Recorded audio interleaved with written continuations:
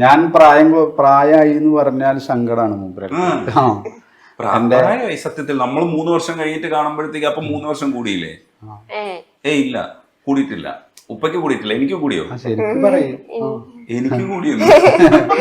എന്റെ താടി നരക്കുന്നൊന്നും ഇഷ്ടമില്ല. ഇടയിലൊക്കെ ഇങ്ങനെ നരച്ചിട്ടുണ്ട്. പക്ഷെ അതൊക്കെ മൂപ്പരാൾക്ക് ടെൻഷനാ. അപ്പൊ വന്ന് പറയുമല്ലേ ഇത്? ഇപ്പൊ താടി ഇവിടെ നരച്ചിട്ടുണ്ട്, അത് കണ്ടുപിടിക്കുക കഴിയും. ഒന്ന് കട്ട് ചെയ്യാൻ പറയാം, അല്ലെങ്കിൽ ഒന്ന് കറുപ്പിക്കാൻ. അത്രയും ഭയങ്കര ഉപ്പയുടെ ഏറ്റവും വലിയ ബൂസ്റ്റർ എന്ന് പറയുന്നത് ചുമ്മാ മോട്ടിവേഷൻ കൊടുക്കണയാണല്ലേ?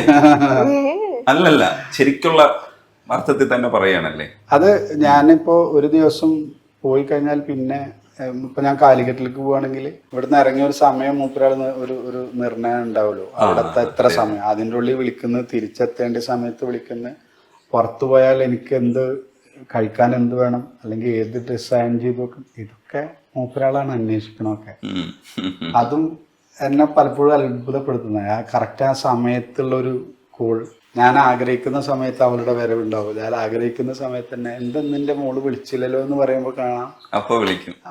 അതൊക്കെ ഒരു വല്ലാത്ത അത്ഭുത സത്യത്തില്. അതൊരു മിസ്സിങ് രണ്ടുപേർക്കും ഫീൽ ചെയ്യുന്ന അത് അത്രയും സ്നേഹമുള്ളവരുടെ ഒരു ഇതാണ്. ഒരു ഇടവേള കഴിയുമ്പോൾ നമ്മൾ പെട്ടെന്ന് നമുക്ക് ഇപ്പോഴും ഞാന് ഇപ്പൊ പുറത്ത് പ്രോഗ്രാമിന് പോകുമ്പോ കരയും. അത് ആ ഇറങ്ങുന്ന സമയം എന്തായാലും വല്ലാത്തൊരവസ്ഥയാണ് മൂപ്പരാള്. അതിപ്പോ 2 ദിവസത്തിനാണെന്ന് പറഞ്ഞാലും മൂപ്പരാൾക്ക് ഭയങ്കര. പിന്നെ ആ 2 ദിവസം ഒരു 4 ദിവസത്തേക്ക് മാറുമ്പത്തിന് ഇവിടെ പനി, അതിലും മാറ്റില്ല.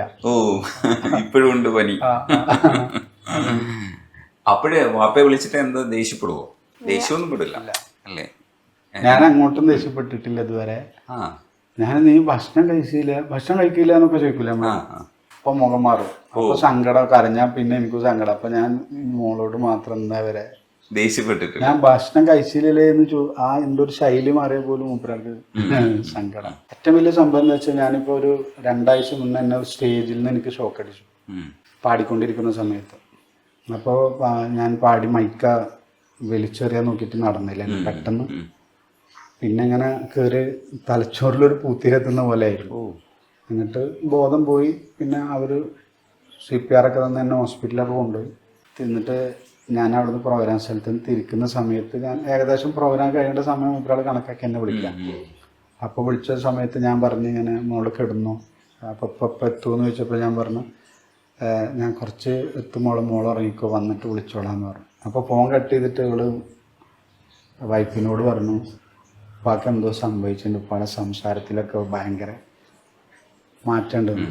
അങ്ങനെയാണ് വൈഫ് എന്നെ വിളിക്കുന്നത്. അപ്പം എൻ്റെ സംസാരത്തിൻ്റെ ഒരു ചെറിയൊരു സാധനം മാത്രം ഞാൻ പരമാവധി അറിയിക്കാതെയാണ് സംസാരിക്കുക. പക്ഷെ അതുപോലും അവള് പിടിക്കാൻ പറ്റും.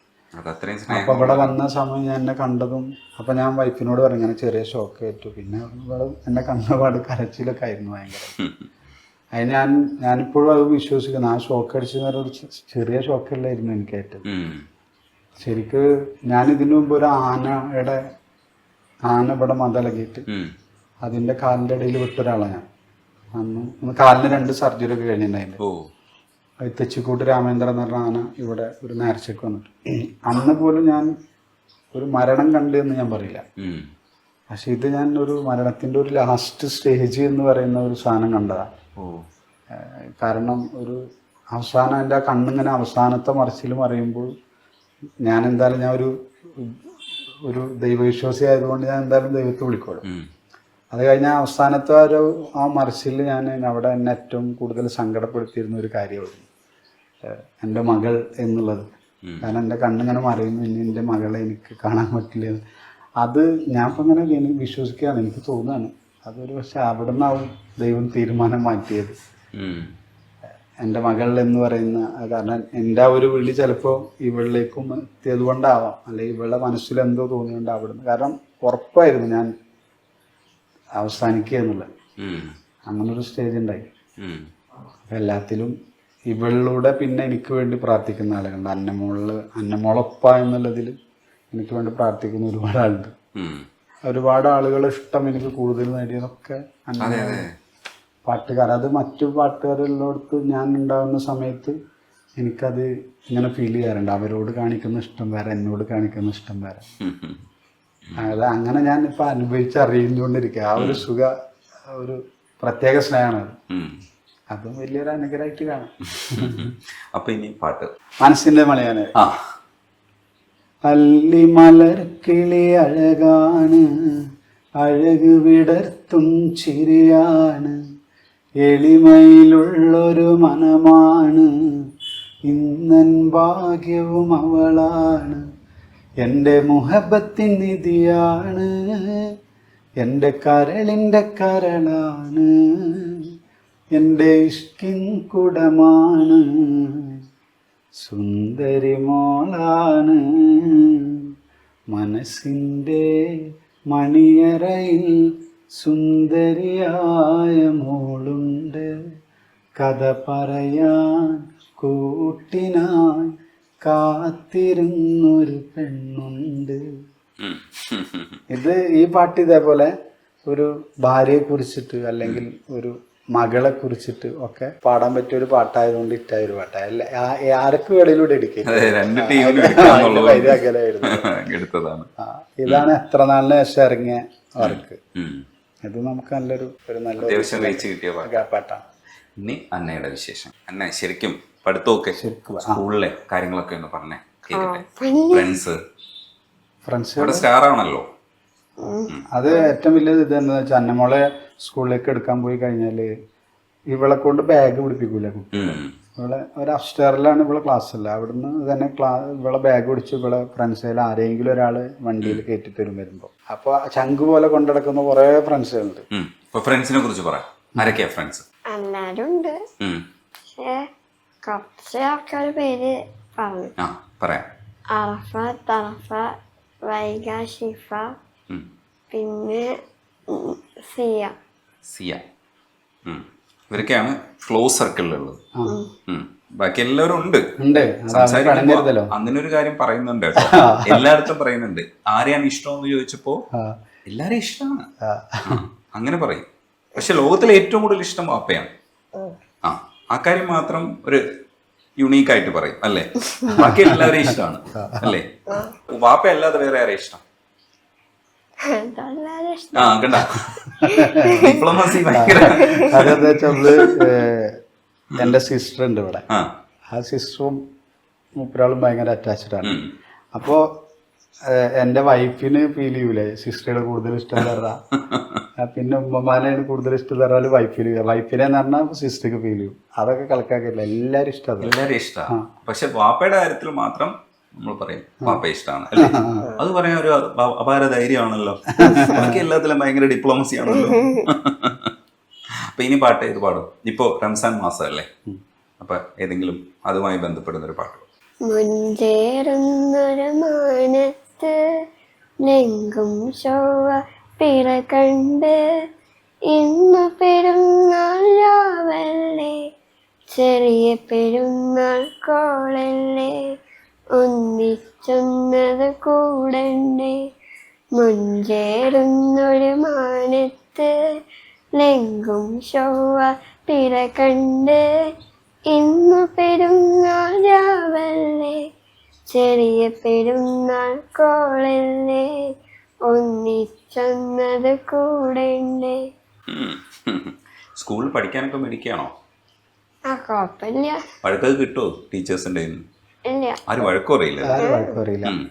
ഭയങ്കര കെയർ ചെയ്താണ് അവരൊക്കെ. മടി പിന്നെ തീരല്ലോ. അതല്ലേ,